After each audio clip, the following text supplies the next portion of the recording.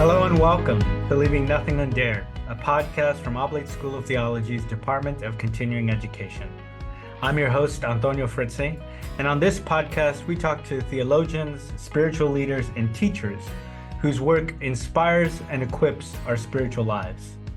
I'm excited today to introduce a very special guest, Dr. Amy Jill Levine, one of the world's foremost scholars on Judaism in the New Testament.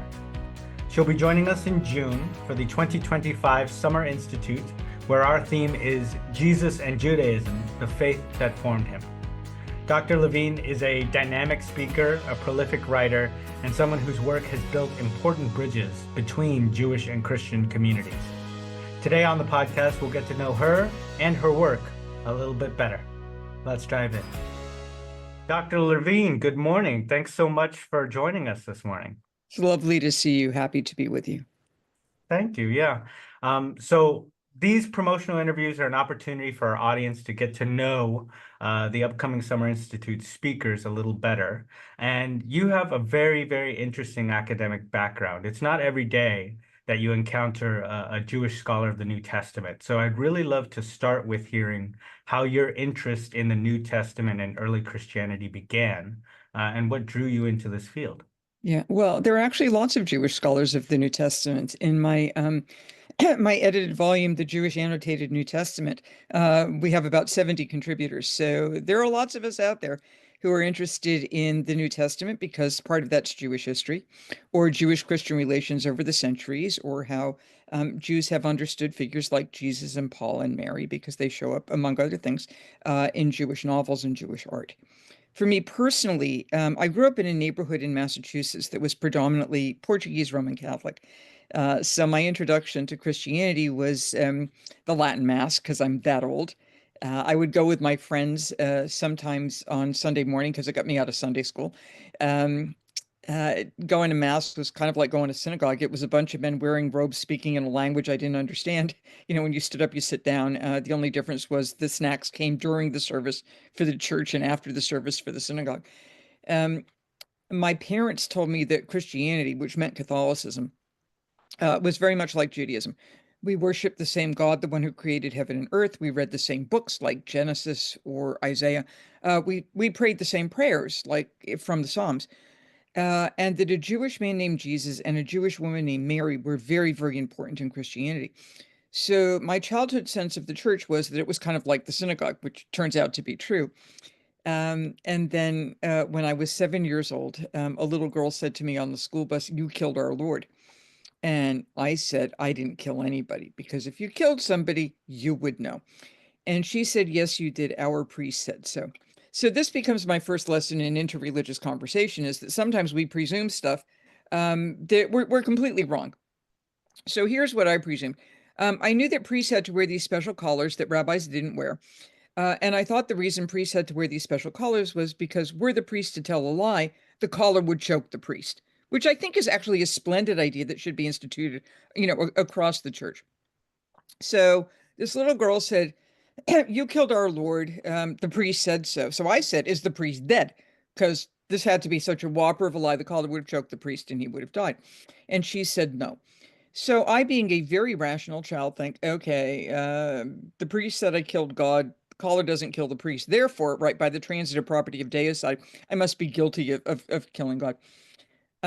I'm 7 years old. I get off the school bus. My mother meets me at the bus, early 1960s, and says, "Why are you crying?" And I said, "Because I killed God."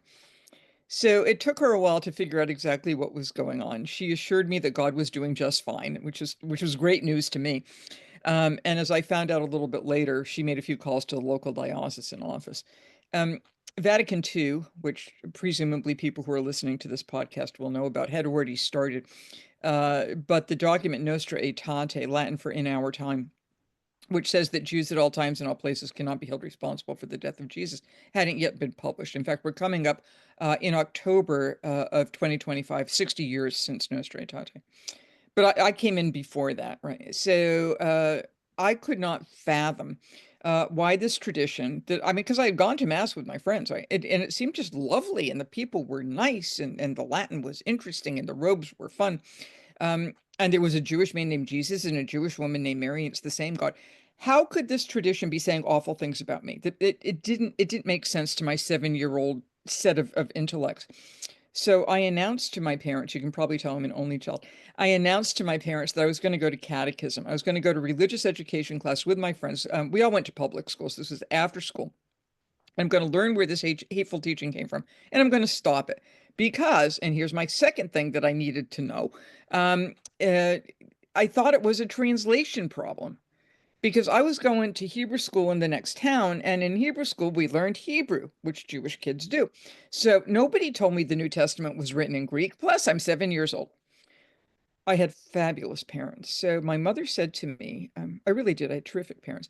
My mother said to me, as long as you remember who you are, go, you might learn something. It's good to know about other people's traditions. And then I found out she made a few other phone calls to the diocesan office, which got me into catechism class. And I really liked going because the stories that they told us were stories that sounded like the stories I was hearing in the synagogue. Um, uh, Jesus meets a woman at a well and they talk about marriage. I'm like, I got this one, right? That's Abraham's servant and Rebecca, and it's Jacob and Rachel, and it's Moses and Zipporah. And it turns out that he doesn't marry the woman, but I'm already hooked. I was like, this is an interesting twist. Jesus heals people, makes food appear miraculously. And I'm thinking, well, that's what the prophet Elijah does. That's what the prophet Elisha does. And in post-biblical Judaism, there are similar miracle working rabbis. So I'm thinking he's a really good Jewish miracle worker, right? Jesus tells parables. But if you go back to the shared scripture, Nathan the prophet tells a parable to King David. Jotham the judge, back in Judges 9, tells a parable. And if you go to rabbinic literature, there are reams of parables because the rabbis aren't just talking about law. They're also giving questions of ethics and theology in parable form. So I'm thinking, okay, great.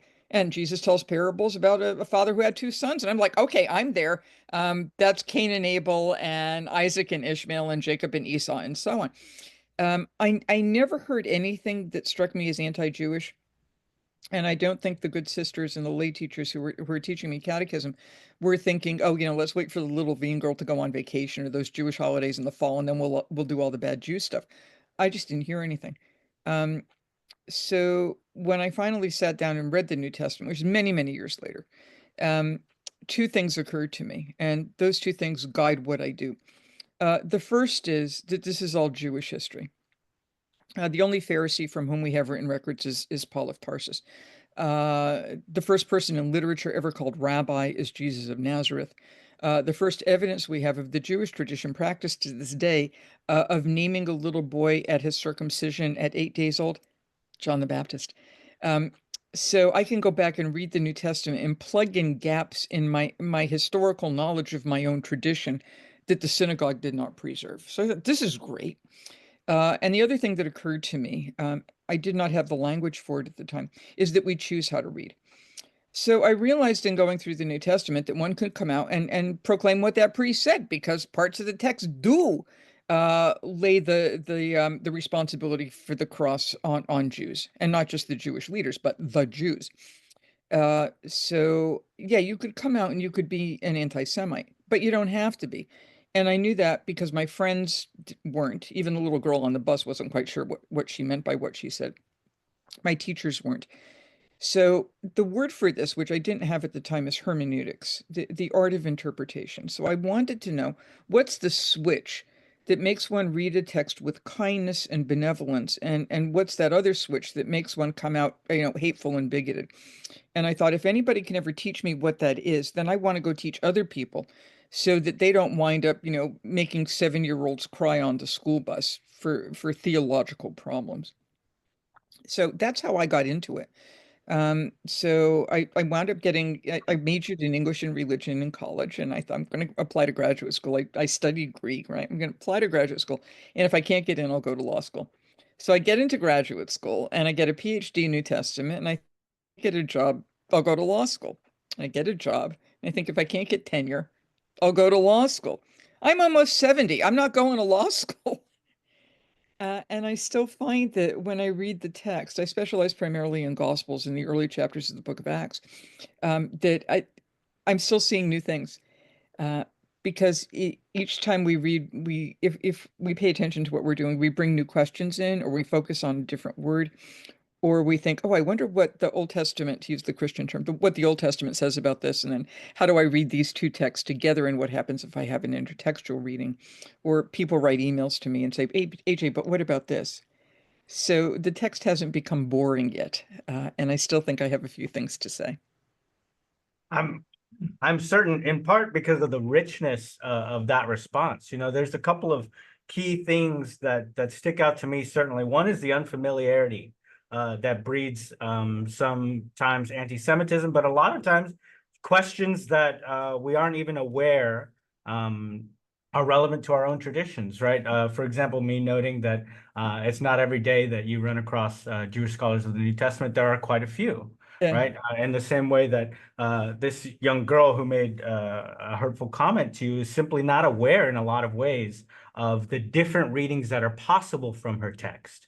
Exactly. And I think one of the things that I really applaud is you noting how the New Testament can enrich your understanding of your faith tradition. And I know that an understanding of the Jewish tradition can enrich our understanding of Christianity. Yeah, I So think if Christians don't know about Second Temple Judaism, which is the Judaism, the practices and beliefs at the time of Jesus and the time of Paul, they're going to get Jesus and Paul wrong. Because if you get the context wrong, you're going to get the people within that context wrong. And if you get the context wrong, that usually leads to issues of anti-Semitic understanding. Right. Yeah. I mean, and this is something that should be kind of obvious to us, right? Like if you're in a relationship with a person, you want to know, okay, what language do they speak? What traditions do they hold? What community that do they come from, right? And so in getting to understand your context a little bit more, I'm curious, you've described yourself as an unorthodox member of an Orthodox synagogue, a Yankee Jewish feminist. I'm curious, how do these identities, these personal identities that you ascribe to, shape your academic work and your approach to particularly interfaith dialogue? Yeah, it's a fair question. It used to be back before you were born, that when we came into the classroom, we were supposed to like check our particular social location, our subject position at the door, and we were to be like completely objective. That's dumb. I mean, you can't do it. And if you're studying Bible, there's no reason to do it. I mean, if a Catholic wants to study the Bible, why would you park Catholicism at the door? Um, so we all come in with biases, but the point is you can be biased, you can also be right. So I can come in with a particular agenda. As my mother says, as long as you remember who you are, go, you might learn something. I'm still going to remember who I am. So all scholars, when we look at the text, we determine what questions to ask. We determine what data to adduce to support that thing. We determine what to stick in the footnotes and what to ignore entirely. So all historians are biased, right? Um, for me, I'm coming in with those particular biases, which I've just shared with you, because I think it's only honest to say to people, here's why I do what I do. Here's my agenda. Here are my outcomes. I don't want people saying hateful things one way or the other. When it comes to interreligious conversation, I spend a lot of time with people in the broader Christian communions, so Roman Catholics, Episcopalians, Lutherans, Presbyterians, Methodists, even Baptists and members of Churches of Christ, um, to talk about how preaching can be done in a more historically responsible manner, how words can be used. Don't use this word, use that word, because this word might create a particular problem. Because I'm also a woman and I'm interested in questions of gender and sexuality. I'm also interested in how women who have been harmed in various ways by the text can find their presence in the text, have their voices more included, and so on. So I maintain my own personal position. I tell people, here's my stance, here's my background. But when I'm looking at the text in any academic circle, somebody can always say, what's your evidence for that? Or you've made this claim, but what about this verse?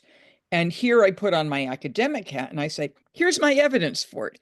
Here's what the Greek says. Here's where this word is used elsewhere, where we usually translate it so and so.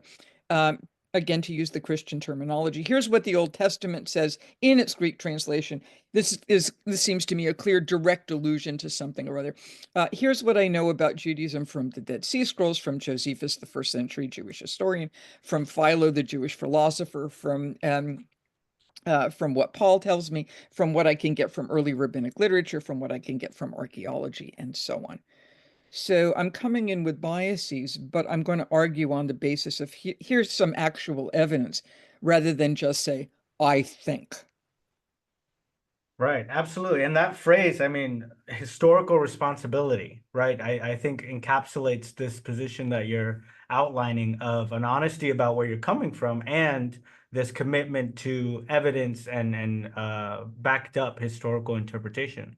I anticipate that one of the areas that becomes especially important, I mean, I'm sure it's important in many areas, but one of the talks that you're going to offer at the Summer Institute is about how Jews and Christians read the same text differently, Mhm. right? And while I don't want to give everything away in this conversation, I am really curious how that experience of different traditions or people from different positions approaching the same texts, what do you find most surprising, enlightening, insightful about that process or your experience approaching those texts with Right. folks who read them Um, differently?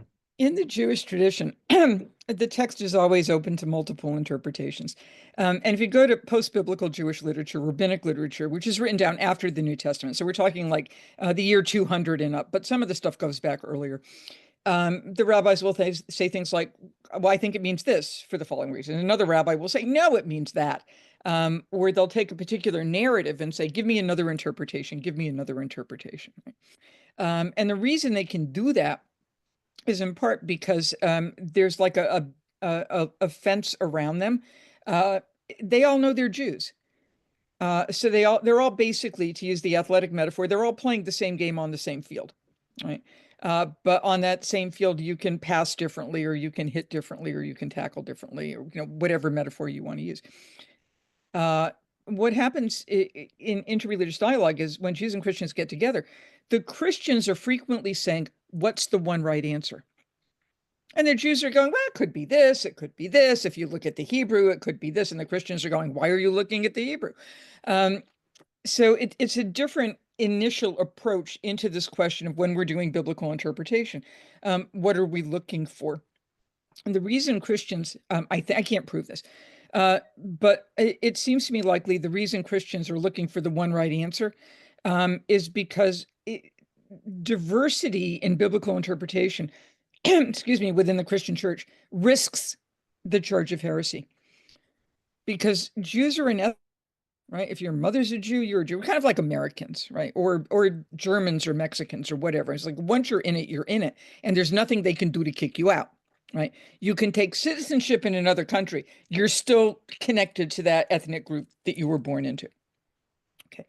Um, Church is not an ethnic group. It's a group that's held together by belief or by confession. Therefore, whereas Jews can hold multiple different, I mean, completely opposite views, and all the Jews are agreeing, we're all still Jews. Church is going, yeah, I think that's over the border. You're now out of my church, or you're now a heretic. So, what I want to do in the classroom, what I strive to do, is give my Christian students permission to explore. Um, to begin by looking at any biblical text and saying personally, I mean, because they're going into religious education, they're going to be clergy, to begin by saying, what does this text mean to me? Forget about all that tradition, if you can. But you just read a text and say, what am I getting out of it? In a theological language, what is the word of God speaking to me today when I look at this verse? Something like Lectio Divina is really helpful here, which Protestants don't know about. But that's, I mean, just every single word and start thinking about that. You get something that you might not get if you just sped read the narrative. Slow down, read it out loud, and say, what does this text mean to me? And only after you've got that initial something, it could be corrected, it could be dumped, it could be modified, it could be held onto because you think you're right. Then you start looking to see what have other people said over time. And it turns out that even though my Christian students are saying, well, Mother Church has always said this, well, no, it hasn't. So you go back and you look at the church fathers and you look at the medieval commentators. People like St. Bonaventure had some really interesting things to say, or Thomas Aquinas. And then you move up and you look at some of the so-called reformers, right? They didn't call themselves Protestants. That's a Catholic term imposed on them. But like Martin Luther and John Calvin and Zwingli and that whole crew, up through the 19th century, where you start having critical biblical scholarship, where historians are coming in, up to the 21st century. And it turns out that no one has been consistent over time. Final example of this, if you look at a page of Talmud, which is kind of like the magisterium for Jews, you have a text in the middle, and then you have writing around it, and then you have writing around that, and then you have writing on the columns, and you have writing on the top and writing on the bottom. And it's a giant folio. And it looks like, if you looked at it, if the page were bigger, there would be more writing. So aesthetically, what this text is telling you is, okay, this thing has been codified, it's been copied, it's done, but you're not done. Your job is to engage with all this stuff and then continue that interpretation. So good biblical interpretation, both church and synagogue, has never stopped. Mm. And I really love that image, that it's something that we are in our understanding that sacred scripture is a living text and that it's meant to speak to us today. I don't think that you can circumscribe the reality that it's going to have relevance to your life, and your life is individual and unique, and therefore that's part of what you ought to be engaging when encountering sacred scripture That's across tradition. exactly right. That was perfectly put. Because if we recognize each one of us as unique, as distinct, then there's no reason to presume that everything in the text is going to be cookie cutter, and that it fits everyone. Jesus clearly does not give the same instructions to everybody.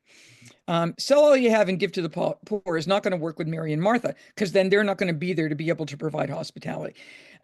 So different people are called differently. I mean, Paul would say the same thing, right? Paul would say members of the assembly are all part of the same body, but the thumb doesn't do the same thing that the eyes do, and the heart doesn't do the same thing that the feet do. So everybody has different, to use again a biblical image, everybody has different talents, and they should be spread out. When it comes to reading with Jews and Christians, like how do we read scripture differently? I wrote a book with my friend Mark Bretler a couple of years ago, excuse me, called The Bible With and Without Jesus. And the reason we did this thing is because people kept writing to us, mostly conservative Protestants, saying, gee, AJ, if you just started with Adam and Eve, or the creation narrative in Genesis 1, you could see Jesus on every single page. So how come you didn't, why aren't you connecting the dots? I mean, it's not like you don't know this text. And I would write back, and they would cite, Isaiah 7:14, which is the conception story that underlies Matthew 1. Or they would say the end of Isaiah 52, Isaiah 53, the so-called suffering servant song. And said, clearly it points to Jesus. And I would write back to them and say, yes, if you track out the New Testament, the stuff that's written by Jews, right, they see it pointing to Jesus. Absolutely. But if you look at other Jewish commentary that's not in the New Testament, it doesn't point to Jesus at all. It's got all this other stuff. So if you're a Christian, generally speaking, you can double dip. You can find Jesus on every single page of the Old Testament if you want to do that. It's fine. No problem with that. But you can find lots of other stuff there too. Because just because he's there doesn't mean that the meaning of the text is exhausted. It would have meant something to Isaiah and to Isaiah's audience. And if Isaiah says to his audience, 700 years from now, this kid's going to be born and he's going to change things, they don't care. It's like saying to me, gee, 700 years from now, we'll clean up the environment. I'm not going to be here. I don't care. So the message has to have something to do to the people for the people who initially heard it. We have interpretations of these texts, again, from the other Jewish sources of the period, like the Dead Sea Scrolls or like Josephus. We can look at how the rabbis text, with it sometimes clearly in opposition to Christian readings and sometimes off doing their own thing. We can learn from each other. Absolutely. And it's fascinating how this different approach to different audiences that we see in sacred scripture, you can also observe kind of a similar phenomenon in your own publication, because you've co-edited the Jewish Annotated New Testament, you've written academic texts, children's books, Bible commentaries, popular guides. I'm curious, as an individual, how do you approach addressing these different audiences and such a wide range of audiences?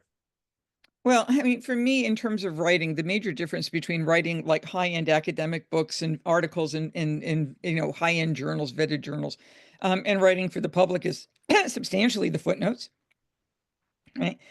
But I'm not real thrilled with academic jargon, and I see no reason to push it even in a high-end text. I mean, why? I mean, just speak in normal English, because jargon sometimes masks the idea that we're actually covering for something we're not exactly sure about.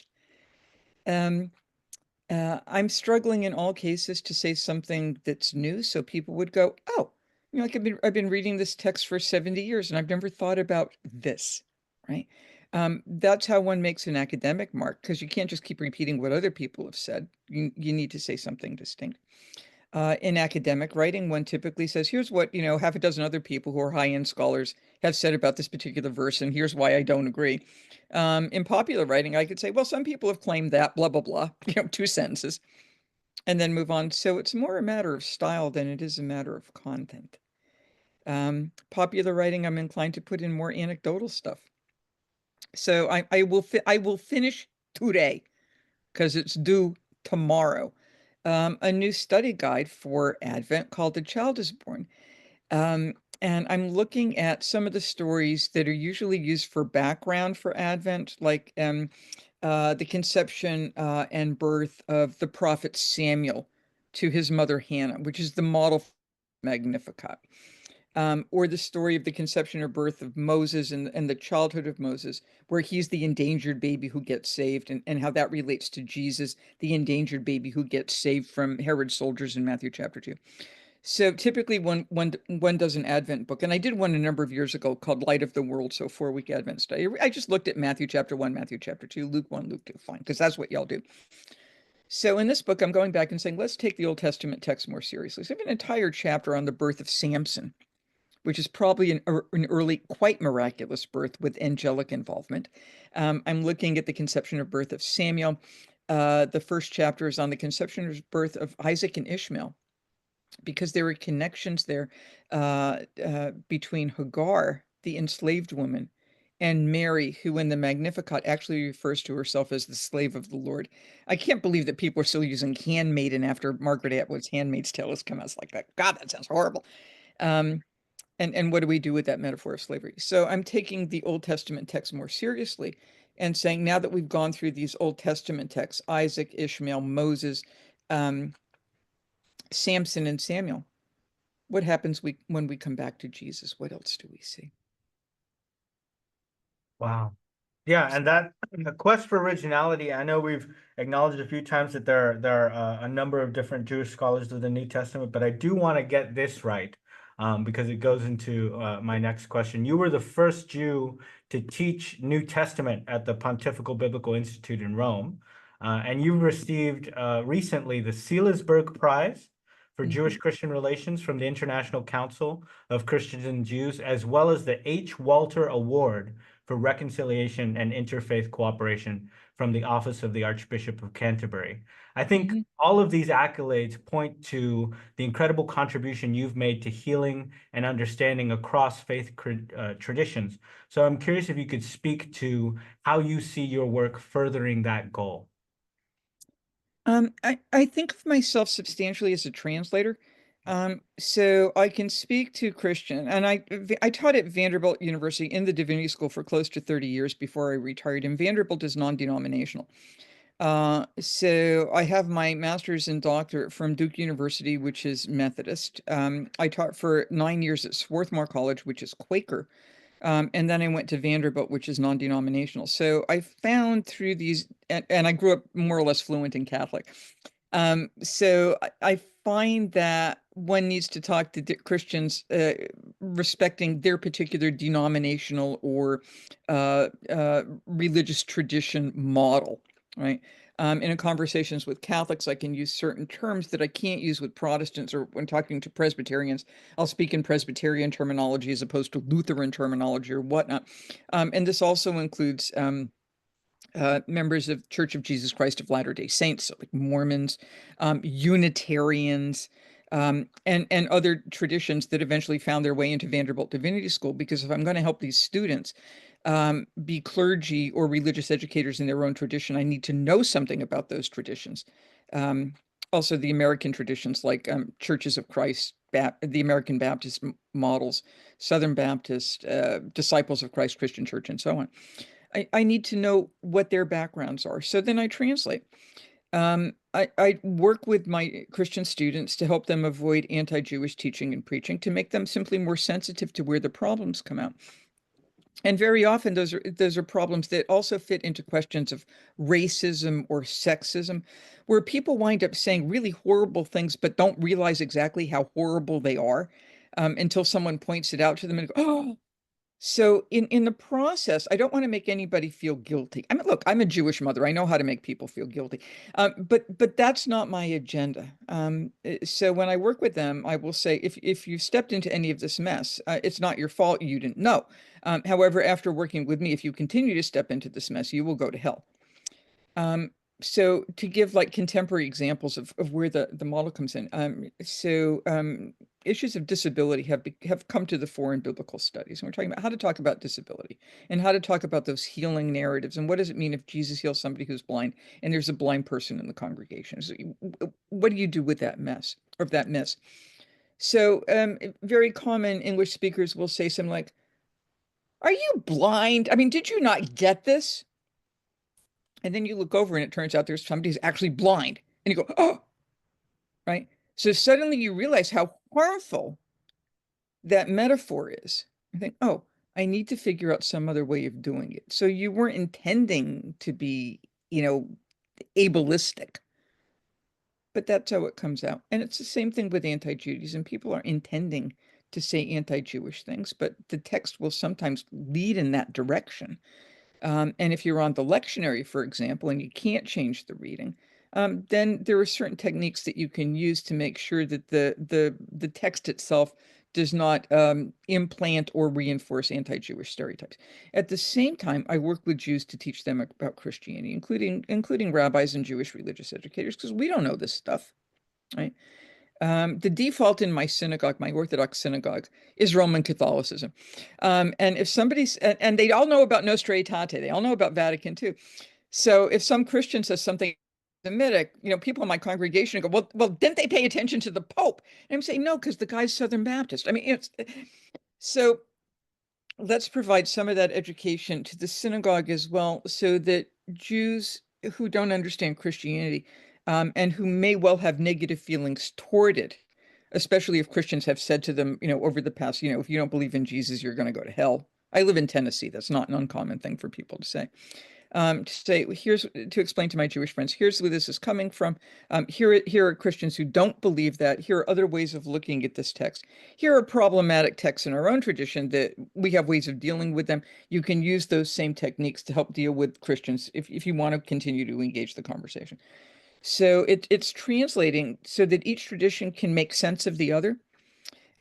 That's why, in part, Mark Butler and I wrote the Bible With and Without Jesus, because I've had Jewish friends say to me, there's no virginal conception in Isaiah. Well, reading the Hebrew, there isn't. They're absolutely right. But that doesn't mean that the church got it wrong. Right? Or Jesus isn't there in Genesis chapter 1 when God says, let us create humankind. That's not the Trinity, right? And then I can say, well, if you look at rabbinic literature, it's this and it's this and it's this and it's this. So for my Jewish friends, to help them see better through Christian lenses, they don't have to agree with those readings, but at least they should be able to see the logic that's there. And at the same time, to help my Christian friends see why Jews don't see what they're seeing, because they're not reading through Christian lenses, they're reading through Jewish lenses. And here's what else they're seeing. So an interreligious dialogue, it doesn't mean you sacrifice who you are for the sake of like interreligious good relations. Like this kumbaya moment where we're all climbing up the same mountain and we all agree on no, I mean, we may well be climbing up different mountains or not climbing up a mountain at all, but going to explore. So acknowledge the commonalities, because that's always a good way to start. Like we're all looking at Genesis, or we're all looking at Isaiah, or we're all looking at Matthew for whatever reason. And then say, but here are the different takeaways that we may have. So interreligious dialogue is kind of like a biblical studies group in a church, but spread out, or a Torah study group in a synagogue, but spread out so that there are multiple and quite different other perspectives. That's incredibly valuable, because one of the things that it points to me is, one, translator is an excellent metaphor. I think your life's work is in many ways speaking to the need for interfaith literacy, right? This conception, especially as you mentioned it, of the models that Presbyterians use, that Methodists use, that LDS use, as being key to our capacity to communicate with one another, even when we're talking about the same texts from different perspectives. I know for me, that would be one of the things that I hope that folks take from their experience at the Summer Institute. And you may well agree, but I'd love to ask you the question directly. Attendees to the Summer Institute, we like for them to leave with a kind of sense that they've received something they can then take and enact in their lives, or that it will affect the way that they interact with the world in some manner.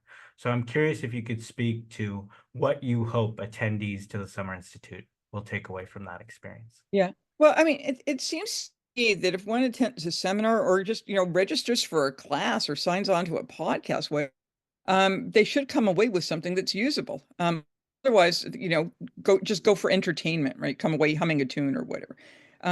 So I'm an educator, so I want to make sure that that education is there. It's also the case regarding translators, an old Italian proverb that says all translators are traitors. So, people, because anytime you translate, something gets lost and something gets dropped in. So anytime you do this, it's part of the responsibility of the other people in the room to say, well, what about this and what about that?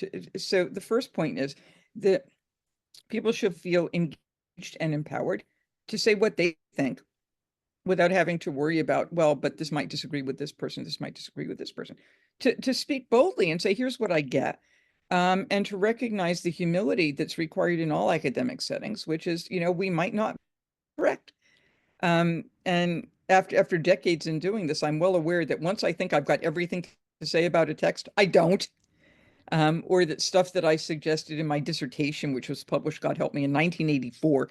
I agree with a lot of it, but there's certain things I look back and I go, oh, I would probably say that much differently today. So the ability to be able to adapt. I mean, Paul adapts. He certainly changes his timetable from when he's writing First Thessalonians to when he's writing Romans. So how does one adapt this material? To help people I work with say, here are some new questions that you can bring to the text. And every time you have a new question, you may well find a new answer, and that's going to enrich biblical interpretation. To help them avoid the easy anti-Judaism that comes through, because it's part of the culture, and strip away some of those stereotypes that they may well have about what first century Judaism is, so that they can locate Jesus and Paul within their Jewish context rather than over and against. I think that's exceptionally important, because if you come out as an anti-Semite or as a sexist or as a racist, then you're defeating the basic purpose of the biblical message, which is one of everybody's in the image and likeness of God, and we all have potential to do good, and we ought not to demonize people who don't agree with us on theological concerns. To help them look at parables as not simply children's stories, which happens in various churches. Kids can read parables and they get something out of it. But what frequently happens is parables they're along with things like Noah's Ark. That's what kids do. And grown-ups have no reason to do that. We want the heavy duty stuff like Pauline theology.